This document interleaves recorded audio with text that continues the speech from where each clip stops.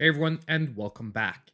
So today we're going to be wrapping up our list of the best 2D platformers and Metroidvanias available on the Nintendo Switch between $10 and $30. Now, just in case you're new to the series, this was a top 30, so the previous two editions of this video series are already out, and I'll be linking my playlist above of all my top 10 ranking videos. Also, if ever you're looking for the top under $10, those videos are already out and we did a top 20 on that side. Now, just to be clear, let's just go over the base rules I set to be eligible for this list. So when I say that the game is available between $10 and $30, I'm not basing myself off on any sale price. It has to be regularly listed for between $10 and $30. Secondly, if I included any collections anywhere on the list, all the games included in that collection had to fit the 2D platformer or Metroidvania style of gameplay, so I wasn't taking collections with a huge variety of types of games.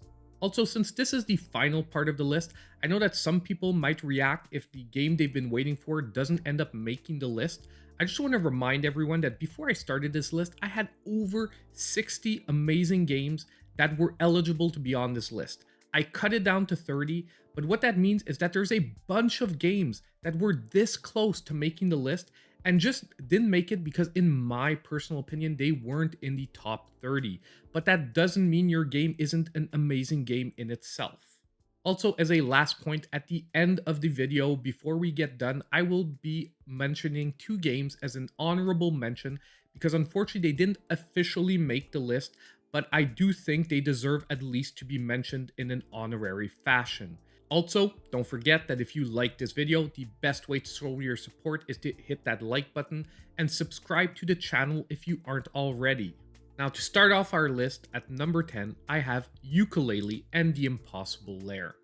Now, I've mentioned this game very often in eShop deals. Every time it's on sale, I say that it should definitely be picked up because when this game goes on sale, it is under $10 generally. But even at its full price of $29.99, you're basically getting a Donkey Kong Country quality game for half the price of a full first-party release. So even at its full price, this game is definitely worth it. So when it's at $7.50, it is just amazing value. Because if you're unaware, it was basically made by most of the team that made the original Donkey Kong Country.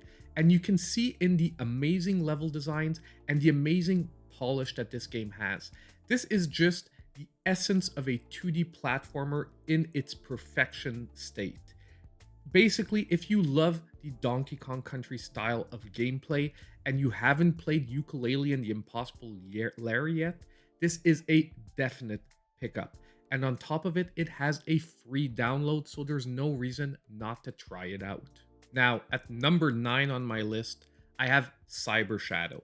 And this game just came out this year. And at $19.99, you're getting one amazing package. Basically, this is sort of a inspiration from the original old school Ninja Gaiden series, although with a lot of modern gameplay mechanics thrown in, but done in an awesome 8-bit retro style that really makes you feel like you're playing a long-lost NES game. At the same time, this game is brutally hard, yet fair nonetheless. And if you put the dedication and memorization time in for the stages, you'll be able to finish this game nonetheless. Cyber Shadow is a game that anyone who's in love with difficult 2D platformers definitely has to try. If you've ever tried and loved a Ninja Gaiden game, try Cyber Shadow. It'll evoke the same emotions, but with an incredible polish and modern design. So now at number 8, we jump to another ninja-inspired entry, and that is The Messenger. So title choice aside, this is an amazing game. Don't be turned off by its sort of generic title. The Messenger is an amazing 2D platformer. And at $19.99, you're once again getting amazing value. Once again, visually, it will seem very much Ninja Gaiden inspired. However, I did find that this game does differentiate itself even more than the Cyber Shadow previous entry, simply because it's much more emphasized on platforming and less on combat mechanics. There's still a very important combat portion to this game, but the platforming is even more important than the combat side. At the same time, it's almost as if you're getting two games for one in the Messenger. Because once you finish the original storyline, it'll flip it on its head and switch from 8-bit to a 16-bit style with a new gameplay overall feel. So if you've never played The Messenger, for $20, this is one of the best 2D platformers you can play on the Nintendo Switch. Now at number 7, I have the amazing Shovel Knight Shovel of Hope, which was the original release for the Shovel Knight series. If you're unaware, Shovel Knight is very heavily inspired by the Mega Man gameplay style. However, the overworld map feels like Mario Bros. 3, and ultimately you're getting an amazing platforming package inspired by some great original platformers. However, once again, Yacht Club Games has done an amazing job of taking old school mechanics and old school graphics, but making it feel very modern and very relevant to today's gaming experiences. Basically, if you've never played a Shovel Knight game, there is a pack that bundles all these games together. Unfortunately, price-wise, it couldn't make this specific list. But nonetheless, if you want to try the original on its own, Shovel Knight Shovel of Hope for $15 is definitely worth the price. So now at number 6, we have a game that I think a lot of people were waiting to see where it would fall on my list. We have Hollow Knight. Hollow Knight is basically the Metroidvania gameplay at its, once again, highest level. We do have a couple of other Metroidvanias that I personally enjoyed more than this one, but very, very few games are as amazing as Hollow Knight and that represent the Metroidvania style as well as it does. Once again, this game is a game that a lot of people would consider to be brutally hard. But once again, it is fair in its gameplay mechanics. Of course, there are some sections that the first time around you're probably going to have to try multiple times, but the game also is very fair in that it lets you develop the skills as you go along to really be able to approach each new obstacle in a fair way. And once again, although it's going to take a lot of time and dedication, the world that Hollow Knight creates is an amazing experience to basically adventure through and basically discover. Very few games have melded creepy and beautiful as well as Hollow Knight has. So if you're looking to drop $15 on a game, there is almost no better choice than Hollow Knight. So we're now breaking into the top 5. And in the top 5 spot, I have Ori and the Blind Forest, the definitive edition, that is normally sold for $19.99 and is another example of a Metroidvania at the pinnacle of its gameplay style. And basically, whether you place Hollow Knight or Ori one above the other, I would personally say will come down to personal preference. I enjoyed the exploration in Ori and ultimately the more focus on the platforming in the gameplay than on the combat mechanics of Hollow Knight. But then again, what I also love about Ori so much is that it's a perfect entry point for people who have never basically tried Metroidvanias before. I've had some of my friends that basically have never played a Metroidvania before ask for me what is a perfect one to get started, gave them Ori as a reference point, and they were able to make their way through the game. So although the game has a very, very decent difficulty level, at the same time, it's not overly complicated where someone who's never played a Metroidvania before will get lost or will give up. And once again, this game has another free downloadable demo. So if you need any convincing to see if this game is for you, download that demo, try it out for yourself. But once again, if you have $20 to spend, there's almost no better way to do it than on Ori and the Blind Forest. So now we move on to number 4, and we have Dead Cells. Now I put up the Fatal Seed bundle because you can get Dead Cells with all its DLC for under $30 currently at $29.99, or you can go with the base game at about $25. But either way, Dead Cells deserves its place in my top 10 on my best 2D platformer list, simply because it was eventually going to happen. Someone melded the Metroidvania with the roguelite gameplay.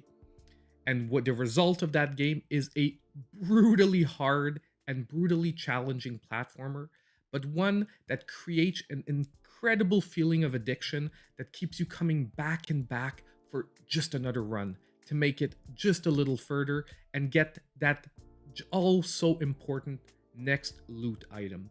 And Dead Cells creates that circle perfectly.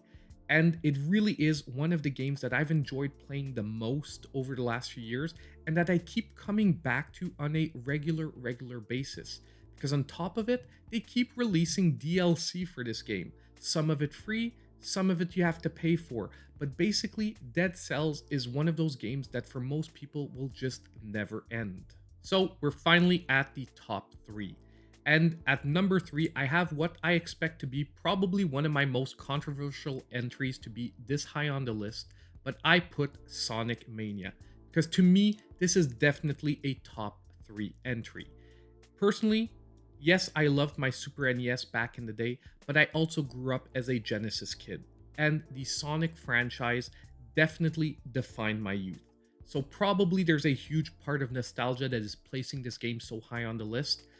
But we were waiting for years and years to have a proper 2D entry on the mainstream consoles to really continue the Sonic the Hedgehog legacy.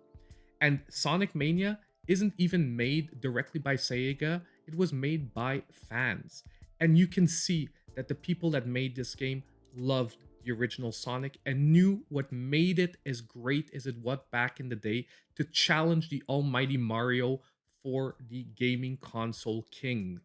But basically, if you haven't played Sonic Mania, this is a game that even if you've never played a Sonic game before, will probably help you fall in love with the Sonic the Hedgehog franchise and want you to basically work backwards and play through the originals. It's just that good. So now, at number 2, I have the second entry in the Ori's franchise, Ori and the Will of the Wisps. Basically, if I loved the first Ori, the second entry in the series took that love and just catapulted it even higher. And I didn't even think that would normally be possible. Basically, once again, my personal desire to put Ori above Hollow Knight will probably be an argumentative point for a lot of people. But I personally, once again, I'm going to replay what I said in the previous game. I enjoyed the platforming from Ori more than I did the platforming in Hollow Knight. And basically, Will of the Wisps combined that awesome platforming now with a more complete combat mechanic system in Ori and the Will of the Wisps, which was like a godsend. Basically, we're not going to hide that this game borrowed some concepts from Hollow Knight that worked and blended it with the Ori gameplay, which created an amazing result of what I would place as the best Metroidvania under $30. Personally, if you were asking me which game takes that crown, Ori and the Will of the Wisps is currently my king. So we're finally at the number 1 spot on my list, and the game taking the crown as my best 2D platformer between $10 and $30 is going to be Celeste. Now, this game for $19.99 is once again amazing value, even at its full price. And what makes Celeste my favorite 2D platformer is simply because, number 1, it is pretty much accessible to everyone. Why? Because you get to tailor how you want to play your adventure. You want a casual playthrough where you just have to make your way through the stages? Perfect, you can play Celeste in that way and have a great experience and enjoy the game perfectly. But at the same time, if you want a brutally hard challenge, well, you can challenge yourself to get all these special collectible items and you'll have a brutally hard challenge in front of you. The presentation in the game is amazing. The storyline is very much engaging and keeps you wanting to go further and further along. But basically, this is a 2D platformer in its highest form. The controls are extremely tight, and the gameplay is just the 2D platformer in its essence. If you haven't played Celeste yet and you like 2D platformers, don't be detracted by the simple presentation of the game. This is one of the best experiences you'll ever have.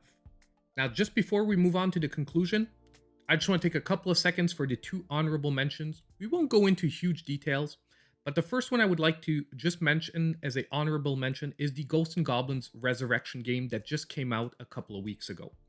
Basically, the reason I'm mentioning this game is because unfortunately, I made my list before this game came out. It came out, and I am pretty confident that if I were to remake the list today, it would be in the top 30. It would not make the top 10, that I am definite about. I would have adjusted my list for today if that were the case, but it would probably be in the top 20 or top 30, because it definitely is one of the best platformers available on the Nintendo Switch right now at under $30. It is once again a brutally hard game, but if you want more information on that, you can check out my review. It's available on the channel.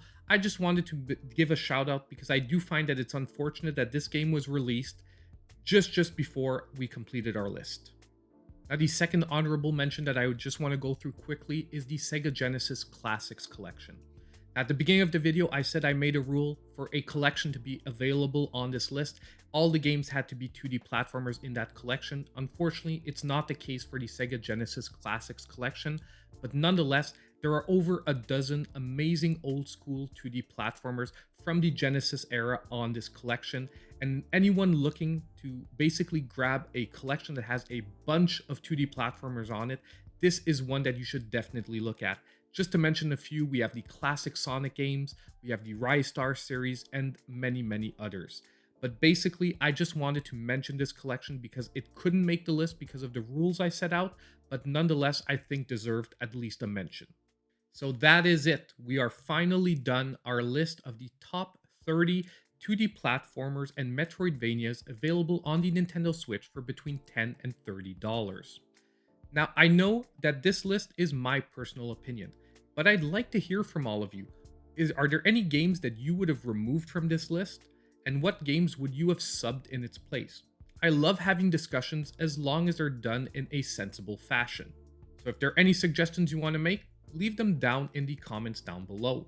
Now, just a quick reminder before we go, that if you did end up liking this video, the best way to show your support for the channel is to hit that like button, subscribe to the channel if you aren't already, and don't forget to hit that notification bell so you know when all my future videos come out. And as usual, I hope I'll see all of you in my next video.